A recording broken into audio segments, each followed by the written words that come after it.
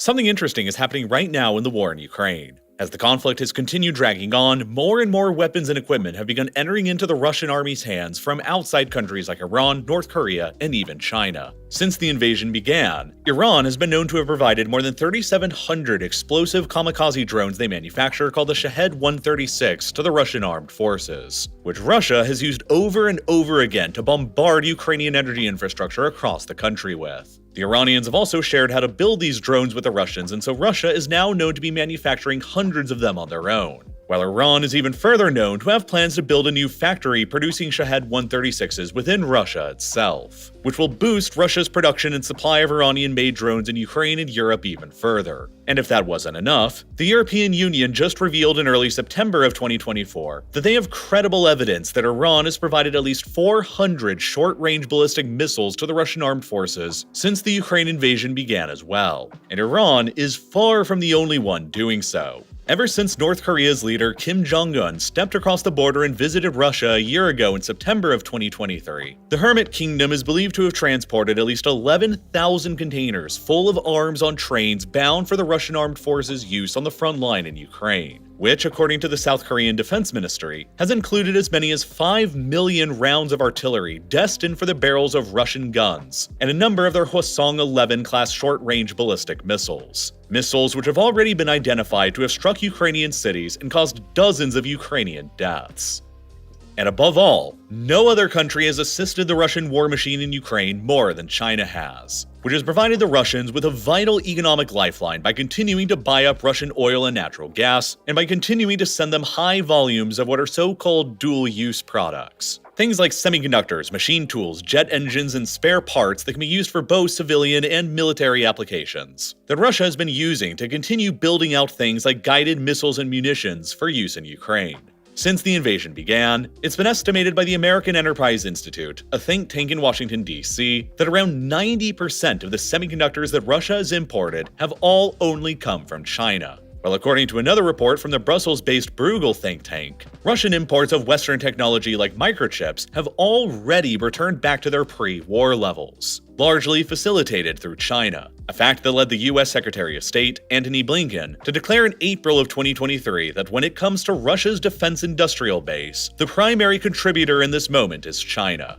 With the US so heavily backing the Ukrainian side in the war with more than $175 billion in approved aid since the invasion began in 2022, it can't be helped but to see the Ukraine conflict through the lens of it being the first major proxy war of the 21st century between the two global superpowers, America and China. But the high level of cooperation that's presently going on the battlefield in Ukraine between Russia and China, and Iran and North Korea too, is increasingly extending well beyond throughout the rest of Eurasia as well.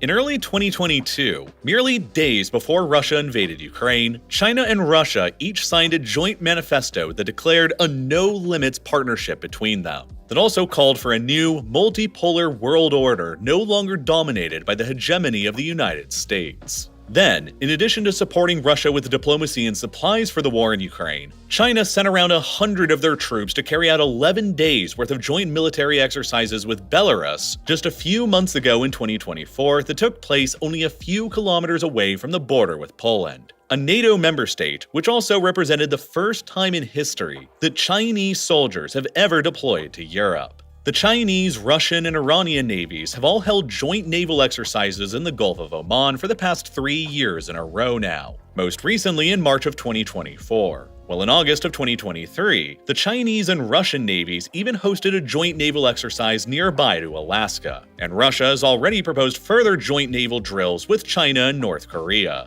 In June of 2024, Russia and North Korea made history by signing into ink a brand new mutual defense pact, the first of its kind since the Cold War era that now legally binds Russia and North Korea together to support each other militarily if either one of them comes under attack. Russia and Iran appear imminently on the brink of signing their own new strategic partnership agreement soon. And after the US government gave the Ukrainians the green light to begin using American-made weapons on Russian territory, US intelligence agencies began warning that Russia was considering to retaliate by providing advanced anti-ship missiles to the Houthis in Yemen. an Iranian-backed proxy that's been attacking merchant shipping in the Red Sea linked to Israel, America, and Britain since last year, showing evidence that Russia is beginning to support Iran's interests in the Middle East more directly as well. All have increasingly become members of the same international blocs as well, with Iran formally joining the BRICS grouping in 2024, Iran signing a new free trade agreement with the Russian-led Eurasian Economic Union in December of 2023, and Iran's joining of the China and Russia-led Shanghai Cooperation Organization just a few months before that, in July of 2023. All of this recent cooperation and alliance structures emerging between these four Eurasian powers has led to several commentators and analysts in the Western world to begin referring to them as some kind of new axis. A group of four nations currently dissatisfied with the US-led global order collectively pushing back against American influence worldwide, that is growing more and more cohesive and united, that has variously been called by some as the axis of upheaval, or the axis of disorder. But in order to really understand why all four of these countries suddenly seem to be collectively working together against the Western world order, what each of their goals are, what they all have in common, and how they're able to help each other, and what could end up eventually tearing them all apart and ruining their budding alliance building, it's important to first understand what each of their individual goals are, how the US became all of their common enemy, and how their relative strengths and weaknesses all complement one another. You see, all four of these powers maintain revisionist geopolitical objectives that the current world order, dominated by the United States and friends, will simply not tolerate. Russia is currently trying to conquer Ukraine and has already invaded and occupied roughly 20% of Georgia's territory as well, as the Kremlin seeks to establish its dominance across the territory of the former Soviet Union. China has been open about its desire to establish a firm control over Taiwan, by force if necessary, while Iran has for decades been open about its desire to destroy the State of Israel from existence, and to topple the various pro-Western monarchist regimes in the Muslim world like Saudi Arabia, the UAE, Bahrain, and Jordan. While North Korea has never given up on its ultimate ambition to one day unify the Korean peninsula under its control that would necessitate the destruction of South Korea. The US is seen by all four of these powers as the ultimate protector of states or regimes that they would like to see destroyed, like Ukraine, Israel, Saudi Arabia, Taiwan, and South Korea. Through its own overwhelming military power and bases all around the world, and through its formal alliance structures like NATO, and America's treaty allies in the Pacific like Japan, South Korea, the Philippines, Australia, and New Zealand, America has been able to effectively contain the ambitions of all four of these states for decades now.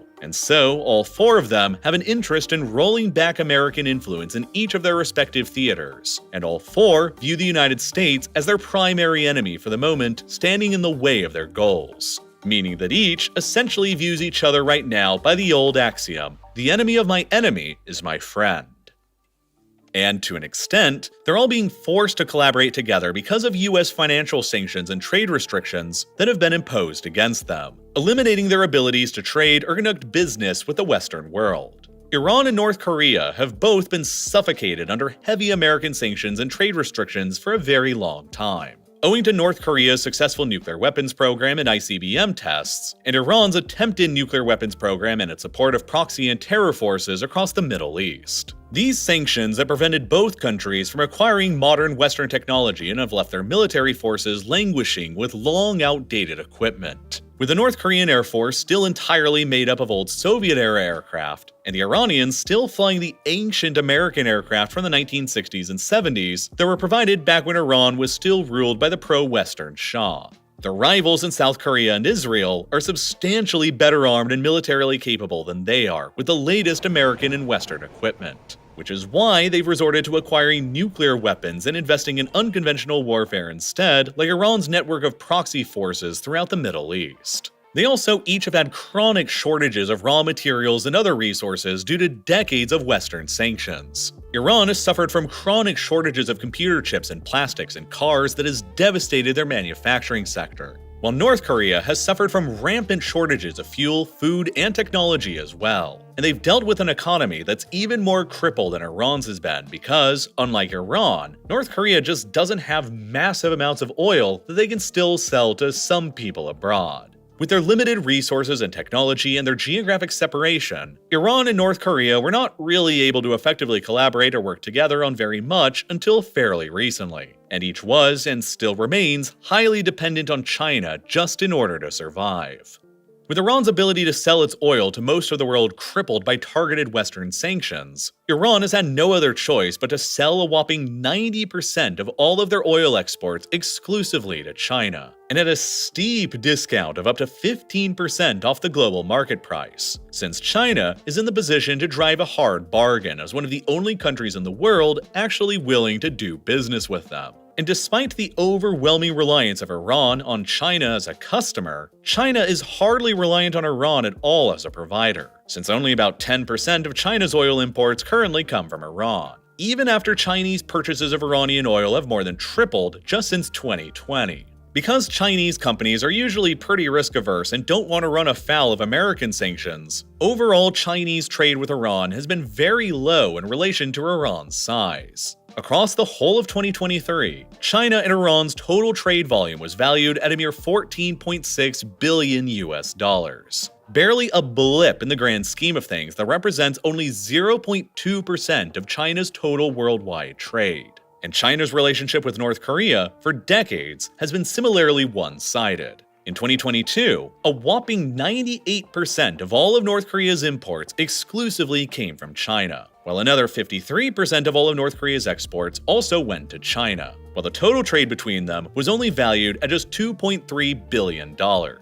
making Elon Musk's purchase of Twitter equivalent to nearly 20 years worth of Chinese-North Korean trade volume, to put it in a perspective. China's only interest in North Korea, really, is as keeping it just stable enough to survive as a valuable buffer state between itself and the US military and allies in South Korea. And even though China and North Korea have each maintained a mutual defense pact of their own for decades now, China has long been agitated by North Korea's nuclear weapons program and belligerence on the Korean peninsula, which Beijing views as destabilizing actions that only encourage South Korea and Japan and others to move closer towards the United States. As a result, none of these four states were really particularly close with one another, yet alone allies in the post-Cold War world until very recently, when everything suddenly began to change after Russia invaded Ukraine for the first time in 2014 and seized Crimea, and started coming under limited Western sanctions. And after the US backed out of the Iran nuclear deal in 2018 and reimposed a full trade embargo on Iran in 2020. And especially after the Russians launched their full-scale invasion of Ukraine 2 years later and crossed their own Rubicon in the process, irreversibly scorching their relationship with the Western world and turning Russia into the same kind of anti-Western pariah state like Iran and North Korea had already been for decades.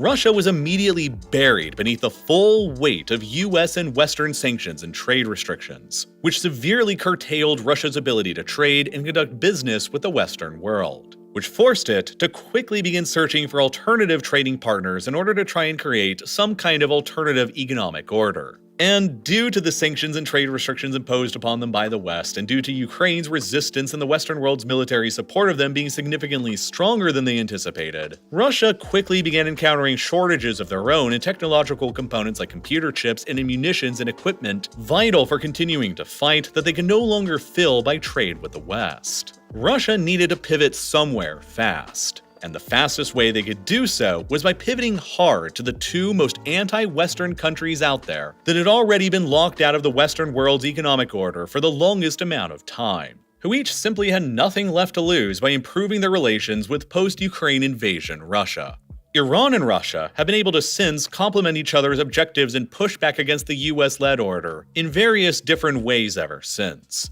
Iran has sent thousands of explosive kamikaze drones and hundreds of ballistic missiles to Russia that they've used to bombard Ukrainian cities and infrastructure with, while Russia has likely sent advanced air defense systems and more capable modern fighter jets and helicopters to Iran that the Iranians will use to better safeguard their airspace and critical nuclear weapons research sites from the superior air power of their enemies like Israel, the Gulf states, and the United States. US intelligence agencies reporting fears a few months ago that the Russians were considering arming the Houthis in Yemen with advanced anti-ship missiles for use in the Red Sea is cause for further speculation that the Russians may also be arming Iran's proxy forces across the Middle East as well, potentially extending to Hezbollah and Lebanon as well. A lasting legacy of Iran and Russia's very shared interest in propping up the regime in Syria of Bashar al-Assad, which since 2015 has seen Iranian and Russian forces fighting on the same side in the country to keep Assad in power. The Russian and Iranian central banks have signed a deal to link their interbank communication systems to try and boost bilateral trade between them.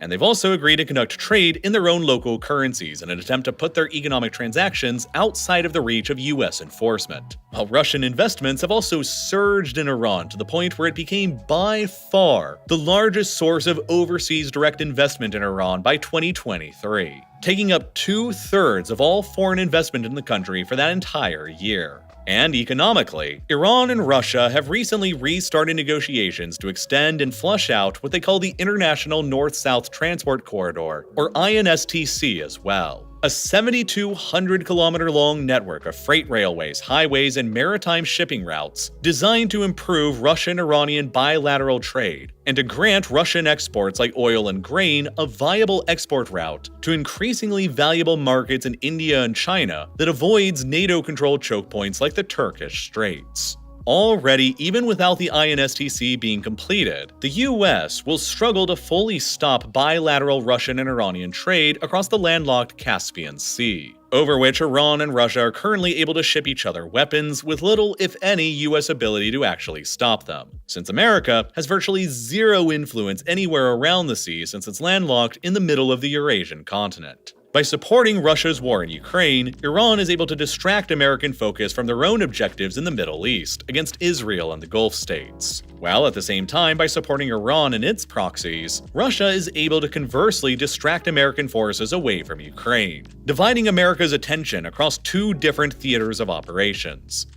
Meanwhile, Russia and North Korea have been able to complement each other's needs and wants recently as well. As mentioned previously, North Korea and Russia's new mutual defense pact they signed in June of 2024, pledging each other to the other's military defense during an attack, was a major turning point in their 21st century relations. While North Korea's enormous shipments of artillery shells, ammunition, and missiles to Russia has greatly helped relieve Russia's munitions shortages in Ukraine, while Russia's own domestic arms manufacturing takes time to really get up and running to replace them. In exchange, Russia has begun to provide diplomatic cover for North Korea at the United Nations by utilizing its veto power to shoot down new sanctions. And they've also begun providing North Korea with much-needed fuel and food to help them circumvent already existing sanctions and to stabilize their flailing economy. While perhaps most importantly, the Russians have also likely begun to assist the North Korean military by helping them acquire more advanced technologies. In November of 2023, North Korea managed to successfully launch its first ever domestically produced spy satellite into orbit. And then just a few months later, in May of 2024, they attempted to launch another satellite into orbit with rocket engines that were powered by low-oxygen kerosene propellant, which is a technology that's known to be common in Russian satellite launches, but that had never been seen in North Korean launches before that point. It appears clear that Russia is now assisting North Korea with its satellite program and, by extension, with its rocket and ICBM programs as well. Most alarmingly, in June of 2024, North Korea tested a missile with multiple independently targeted re-entry vehicles, or MIRVs, for the very first time. A technology that has long been in use in Russian missiles that essentially arms them with several miniaturized nuclear warheads that can independently target multiple locations from the same missile, which is incredibly challenging for missile defense systems to fully stop and intercept. Even further, recent satellite photos captured by Airbus over Pyongyang's international airport appear to indicate Russian assistance with building out an airborne early warning system for the North Korean Air Force to use as well, which would enable North Korean commanders to direct and coordinate air and missile strikes, including nuclear strikes from the air. And it'll also greatly enhance North Korea's detection and radar capabilities in tandem with their new satellites, which all means that the North Korean military's capabilities to inflict costs and pain on their enemies during a conflict are beginning to rapidly increase thanks to the proliferation of Russian military technology that they're currently receiving. However, it's also important to understand that out of the four potential members that are often talked about in this hypothetical axis, it is Russia who is the primary one incentivized in building it. And it's so far primarily just an emerging alliance between them, North Korea, and Iran, with a much more hesitant China still largely sitting out on the sidelines that'll determine the course of the entire relationship going forward. Whether it evolves further into a true alliance or axis, or whether it slowly just begins to erode away. You see, whereas Russia, Iran, and North Korea have all firmly become pariah states to the United States and its Western allies in their version of the global order, China has still yet to actually double down and take their same kind of a leap. And that's largely simply due to raw economics and the fact that China benefits from the current Western-dominated order far more than Russia, Iran, or North Korea do. Even though Chinese trade with Russia has increased dramatically since the Ukraine invasion to reach an all-time high of $240 billion for the year in 2023, China's trade relationship with Russia still only represents a puny 4% of their overall worldwide trade, while Russia's trade relationship with China now represents a significant 33% of their own worldwide trade. Even China's trade with Russia, Iran, and North Korea all combined is still absolutely dwarfed by China's trade with the United States at $660 billion, and with the EU at nearly another $800 billion more. Meaning that China's trade value with the US and EU is still a whopping 6 times higher than it is with Russia, Iran, and North Korea combined. This makes China much more heavily invested in the current world order and Western trade relationships than Russia, Iran, or North Korea are, who have all basically been forcefully severed from the Western economic order and forced into working together with no other alternative. China still has options for now, and while it has begun preparing itself for a possible world of economic pain and crippling sanctions in the future, if the situation over Taiwan eventually evolves into a full-blown crisis, that Rubicon of Beijing's hasn't yet been crossed, and until it does, China will balance itself between the lucrative economic relationship with the West and the lucrative geopolitical relationship with Russia, Iran, and North Korea. And China will likely only fully commit to the others if and when they eventually decide to double down on an invasion of Taiwan that will finally turn them into another anti-Western pariah state with little other alternative. This all ultimately means that the evolving relationship between Russia, China, Iran, and North Korea, at least for now, remains far from an actual alliance of states resembling something like NATO. They share some unified goals like rolling back American influence around the world, but they also have many divergences, opposed interests, and mutual suspicions that will prevent them from ever truly committing all the way towards a more formal alliance. And it mostly all revolves around China. China's unequal relationships with all of them, and China's unwillingness to actually fully commit to any of them. After all, as it stands now, the only solid alliance agreements between any of them are between Russia and North Korea, and between China and North Korea, but not between Russia and China, while Iran doesn't have any such firm alliance agreements with any of them. Let's start by outlining the difficulties in the China-Russia relationship, which is arguably the strongest bond between any of the four, and still very problematic anyway.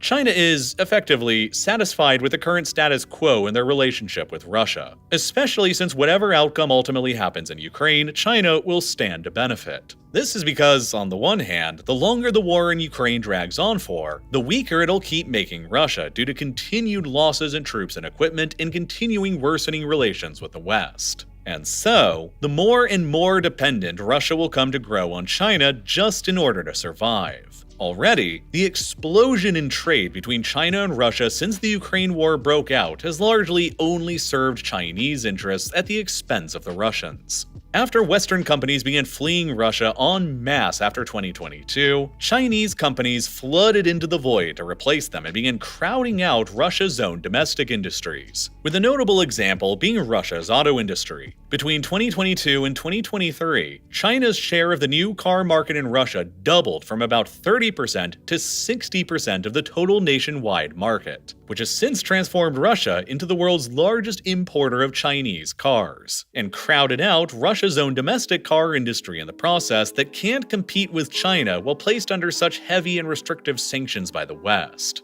Moreover, in addition to China coming to dominate countless markets in Russia from automobiles to computer chips to machine tools, the Russians have also come to rely extremely heavily on China as a customer for their own raw materials, like oil and gas, just like Iran, because practically nobody else will buy from them, which has only given China even more leverage to squeeze Russia out on prices. After the Western world began banning imports of Russian oil and gas, Russia began pivoting its energy supplies to Asian countries like China and India. And Russian oil exports to China consequently surged by 24% between 2022 and 2023, to the point where about 45% of all of Russia's oil exports were traveling to China, roughly the same ratio that had been traveling to Europe before the Ukraine invasion began. This suddenly transformed Russia into the #1 largest supplier of oil to China, with Russian imports taking up roughly 19% of China's total oil imports as of 2023. A ratio that's unlikely to climb up any higher, since China maintains an informal policy of restricting any one supplier of resources to no more than 20% of their total, in order to maintain a diversity of supply. And since Russia, and Iran as well for that matter, can't sell their oil to many other countries besides China, China is able to play hardball on the price and has been able to negotiate their supplies at about a $15 to $30 discount a barrel from them off the global market price, which China is then able to process into cheap refined fuel and petrochemicals and sell abroad for a tidy profit, enabling China to gain oil for cheap, while Russia and Iran gain at least some kind of economic lifeline to keep them afloat.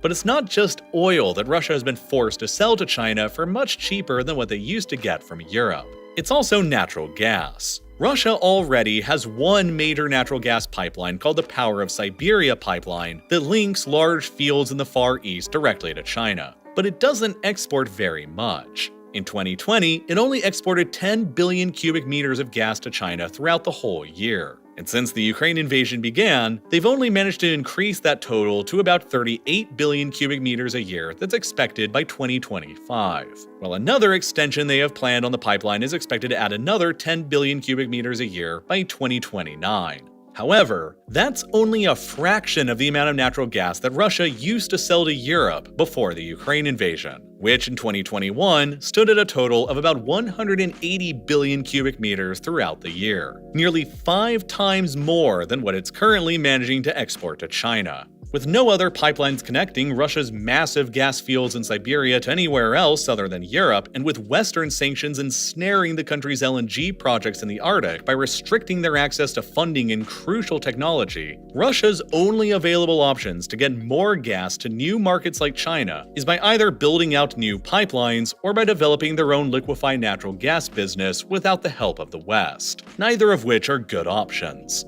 For many years, Russia has been trying to build out the proposed Power of Siberia 2 pipeline to China from the Siberian gas fields that used to supply Europe, which if ever finished would be able to transport another 50 billion cubic meters worth of gas to China a year. But negotiations on building it have been stalled with China for years, as once again, China knows that it has the leverage to play hardball with Russia on pricing terms for the project and can demand rock-bottom prices since Russia has no other possible customer to sell the gas to. China's government right now is probably simply waiting until huge new LNG supplies of gas enter onto the world market from the United States and Qatar in 2025 and 2026, before then demanding horrible terms on the Russians for the pipeline. And if Russia continues to be weakened by the war in Ukraine until then, they will have little other choice but to accept China's harsh terms on the project. As the war in Ukraine continues dragging on, Russia will be forced to continue giving up more and more of its natural resources to China at bargain bin prices, while China will continue dominating more and more of Russia's own domestic markets too, which is why China is only in a way incentivized to trickle just enough military and economic support to Russia to keep them stable and fighting, but not enough to make them decisively victorious. If Russia wins or loses but just doesn't collapse, China will still come out ahead either way, with a greatly weakened and significantly more dependent Russia that could even begin becoming a de facto Chinese vassal in everything but name. And if that happens, China could begin using its increasing leverage over Russia to demand more and more, especially related to advanced and sensitive Russian military technology. Just as North Korea has already done in exchange for their military support to Russia, China could begin demanding technologies from Russia that they currently lag behind in, like in hypersonic missile tech or in submarine nuclear propulsion tech, that they could combine with their own manufacturing prowess to begin challenging the US Navy's supremacy around Taiwan even more than they've been able to do already. And even if the war in Ukraine expands beyond Ukraine's borders into another European country that drags in NATO and the US into an even deeper conflict in Europe, the better for China, since the more focused Washington will get on defending Europe, the fewer resources and attention it'll have to spare to dedicate to a parallel crisis in East Asia evolving around Taiwan, granting China more room for strategic flexibility within their own theater. From Beijing's perspective, the worst thing that could happen would be an immediate ceasefire or peace agreement in Ukraine that ends the fighting and ends Russia's vassalization process. Because, rather than becoming Russia's true ally, China would simply prefer to force Russia into the position of becoming a tributary state, like from the Ming Dynasty era that opens up all of Russia's natural resources, technology, and arms industry to China for as cheaply as possible, while distracting the US and Europe as much as possible at the same time, which is the true win from Beijing's perspective that the Western world will struggle to ever stop. In order to actually stop the process of Russia falling into becoming China's vassal and to pull them apart from one another, the West will have no other choice but to compromise on Russia's quest for Ukraine.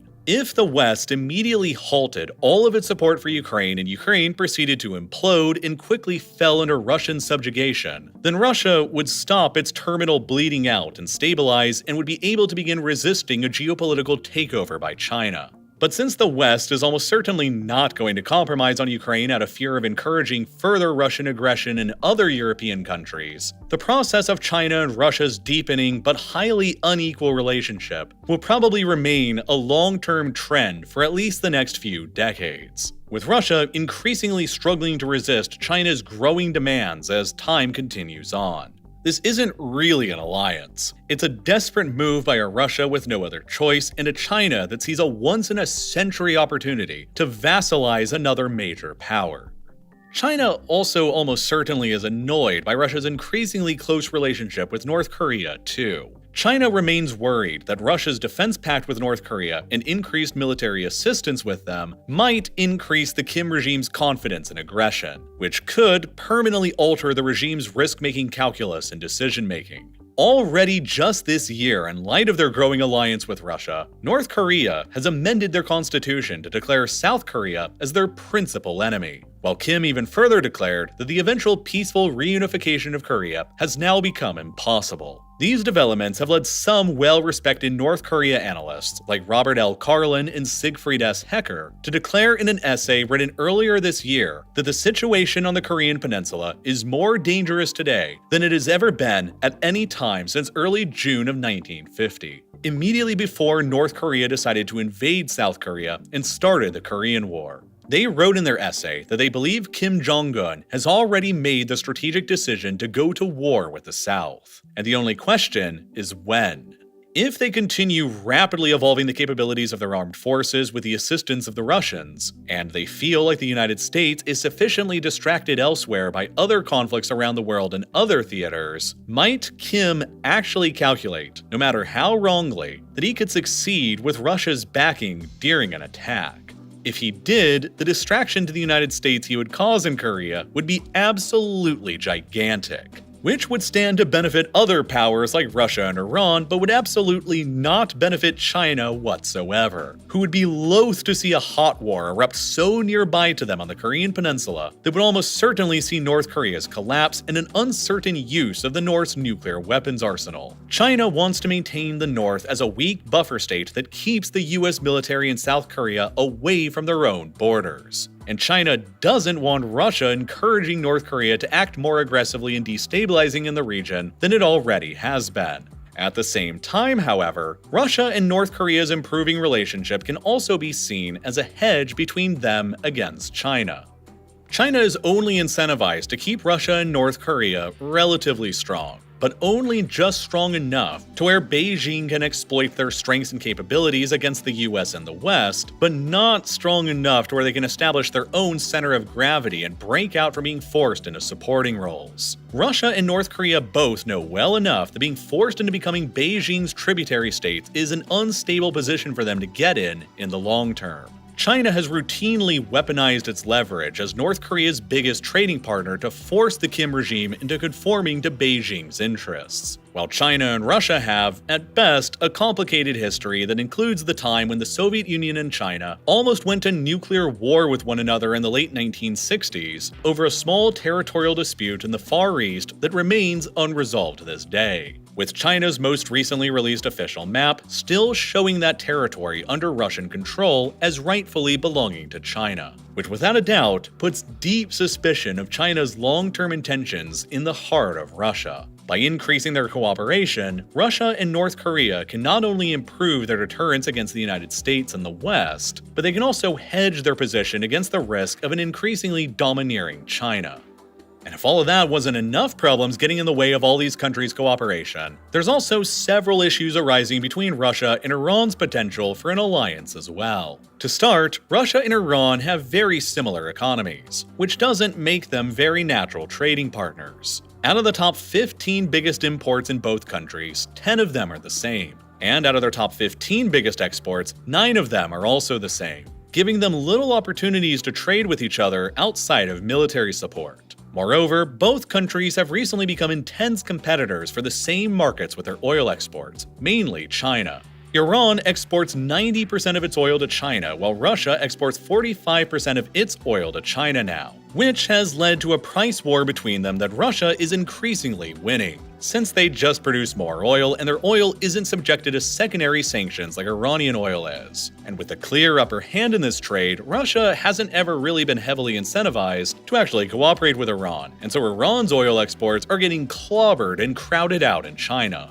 This makes their potential for collaboration on the INSTC corridor route potentially challenging, as Iran could just end up seeing it as another way for Russia to continue increasing their exports of the same exact goods to China, which will continue just crowding out Iran's market share in China and depriving them of even more cash. And even further, the two countries have recently found themselves at direct odds in the South Caucasus, where Russia recently expressed its support for Azerbaijan's proposed Zangezur corridor. Their idea to set up a self-administered trade corridor through Armenia's southern province of Syunik that would connect the Azerbaijani mainland with their disconnected exclave of Nakhchivan. Azerbaijan has attempted to negotiate this exact corridor with Armenia for years now. But, as diplomacy has continually gone nowhere, Azerbaijan has routinely threatened that it could use force to establish it if necessary through another war. A future war that could end up seeing Azerbaijani forces invading and occupying some or all of Armenia's southern and remote Syunik province.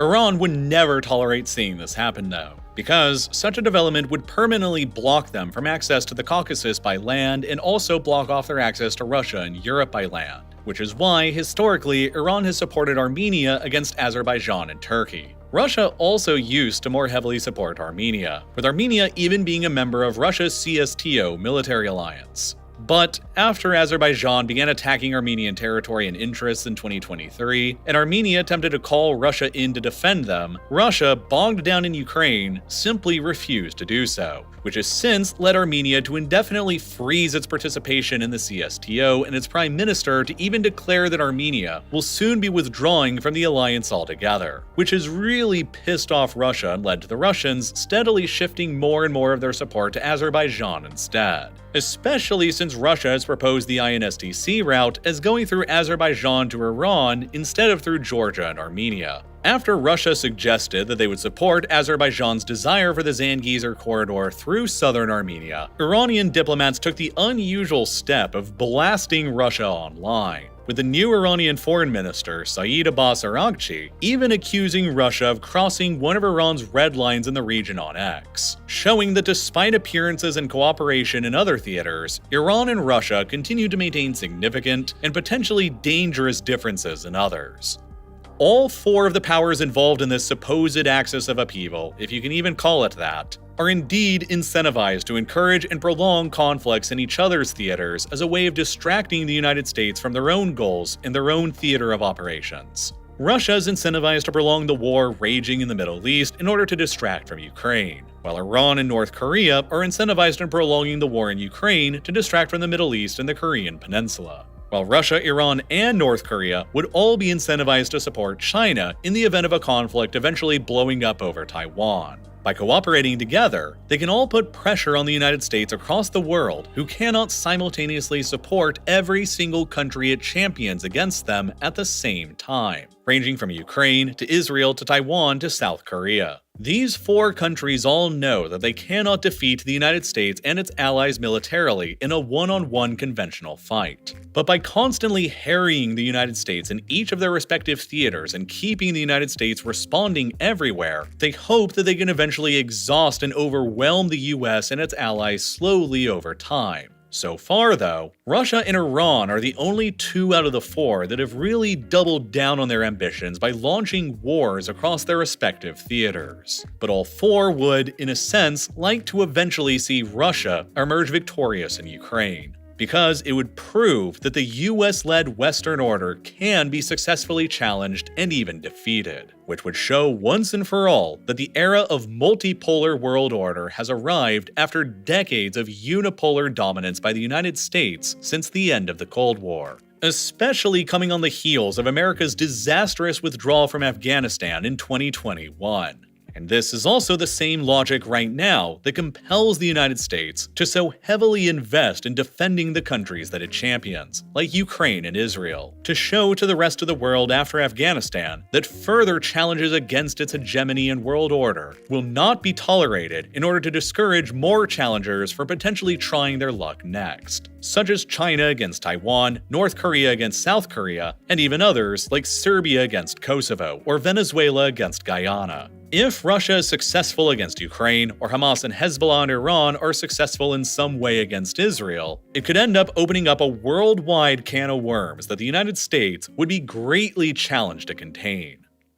Russia's attack on Ukraine and Iran and its proxies' attacks on Israel have both been massive gambles that were intended by each of them to avoid the US-led world order from encircling them. And now, Iran and Russia's support for the other in their respective theaters feeds each other's willingness to continue escalating and getting more aggressive. Russia's military and diplomatic support to Iran and its proxies in the Middle East has certainly increased Iran's willingness to engage in more risky bouts of escalation that culminated with Iran's first ever direct attack on Israel in April of 2024. When Iran fired a retaliatory attack against Israel in response to the Israeli bombing of their embassy in Damascus that saw hundreds of Iranian drones and ballistic missiles fired at Israel itself. When there isn't any evidence that Russia in any way supported the Hamas attack against Israel that was launched on October 7th of last year, that launched the current war in Gaza, it has no doubt still benefited the Kremlin anyway by heavily distracting the US military to refocus on the Middle East again.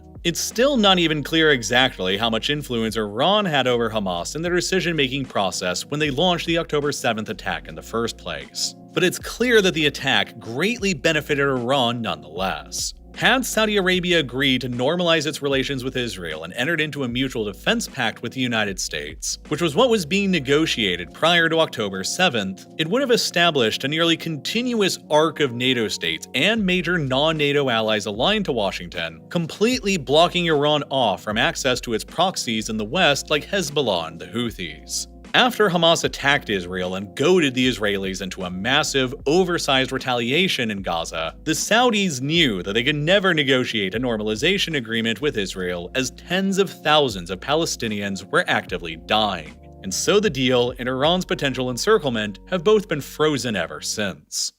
The October 7th attack itself was historically significant for multiple reasons. Not least because it represented the most significant armed attack against Israel in the past half a century since the 1973 Yom Kippur War. And it saw around 7,000 combatants in Gaza organized by Hamas invade and attack Israeli territory. The destruction caused by their attack into Israel quickly became visible by satellites from space, and after the dust began to settle, it became evident that the attack had killed around 1,100 people in Israel and resulted in the abductions of another 250 more people back into Gaza as Hamas's hostages. It represented the single deadliest attack against the state of Israel in the country's entire history. And it led directly to Israel's massive and arguably genocidal retaliation against Hamas in Gaza that has followed ever since and is continuing to this day. I think it's very important to understand, as clearly as we currently can with presently available information and data, what exactly happened in the surge of violence around Gaza during the 24 hours that passed on October 7th, and the very long context of history that led up to those 24 hours. Because it has all led directly to everything that's currently happening in Gaza and the West Bank that you almost constantly see nearly every day on the news right now. One of the most appalling and tragic humanitarian catastrophes that has ever happened in the 21st century that has led directly to the deaths of tens of thousands.